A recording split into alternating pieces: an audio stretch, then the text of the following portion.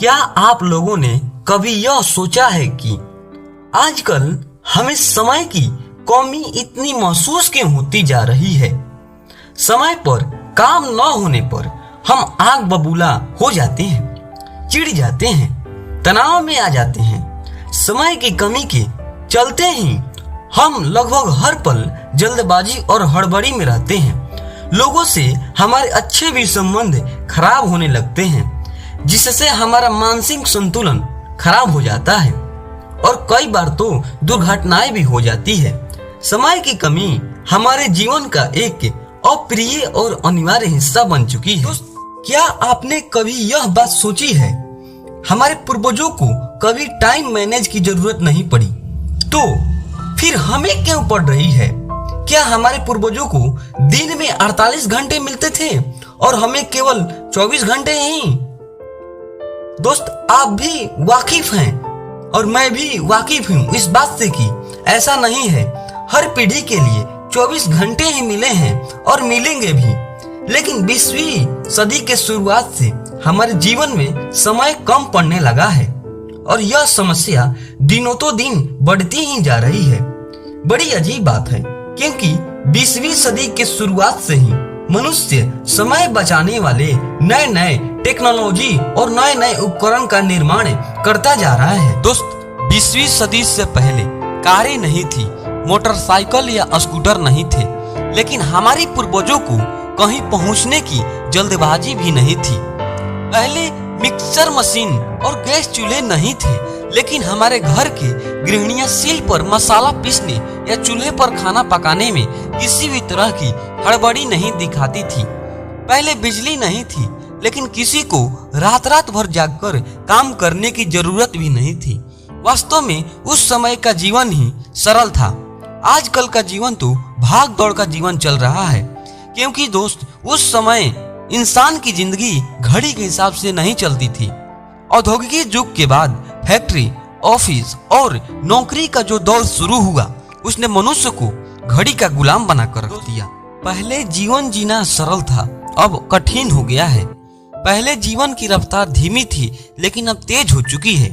अब हमारे जीवन में इंटरनेट आ गया है, जो पलक झपकते ही हमें पूरी दुनिया से जोड़ देता है। अब हमारे जीवन में टीवी आ गया है, जिसका बटन दबाते ही दुनिया भर की खबरें जान लेते हैं। अब के टाइम में हमारे पास कारें और हवाई जहाजें हैं, जिनसे हम तेजी से कहीं भी पहुंच सकते हैं। आज हमारे पास 3G, 4G और तो 5G मोबाइल्स भी आ गए हैं, जिनसे हम दुनिया के किसी भी कोने से किसी भी व्यक्ति से बात कर सकते हैं और उसे अपना सामने देख भी सकते हैं। आधुनिक आविष्कारों ने हमारे जीवन की गति को बढ़ा दी है। ये आधुनिक आविष्कार ही हमारे जीवन में समय की कमी का सबसे बड़ा कारण है।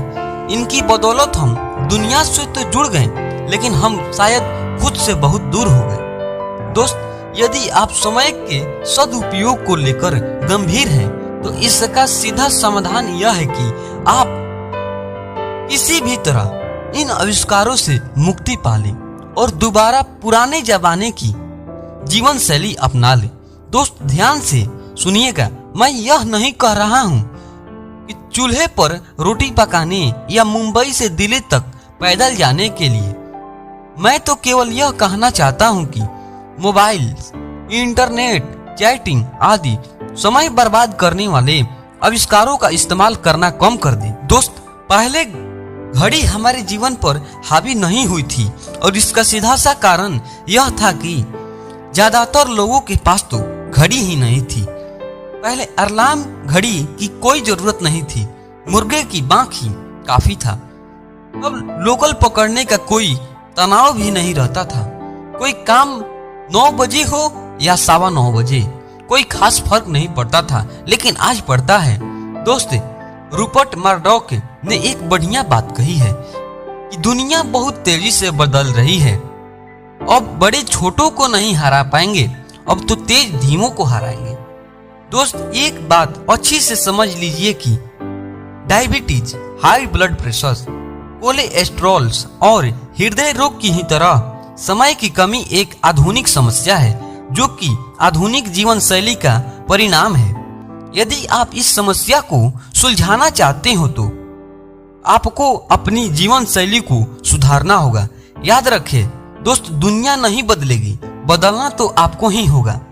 दोस्त, अपनी जीवन शैली को, सोच को बदलेंगे तभी तो समय का समीकरण भी बदलेगा। दोस्त, अल्बर्ट आइंस्टीन ने एक बहुत ही अच्छी बात कही थी, हम जिन महत्वपूर्ण समस्याओं के सामना करते हैं उन्हें सोच के उसी स्तर पर सुलझाया नहीं जा सकता जिस पथ पर हमने उन्हें उत्पन्न किया था। अपनी सोच बदले, जीवन शैली बदले और समय का उचित प्रबंधन करके अपना जीवन बदले। दोस्त, आधुनिक प्रबंधन के पितामह पीटर एफ ड्रकर कहते हैं कि जब तक समय का प्रबंधन नहीं कर सकते तब तक किसी भी चीज का प्रबंधन नहीं कर सकते।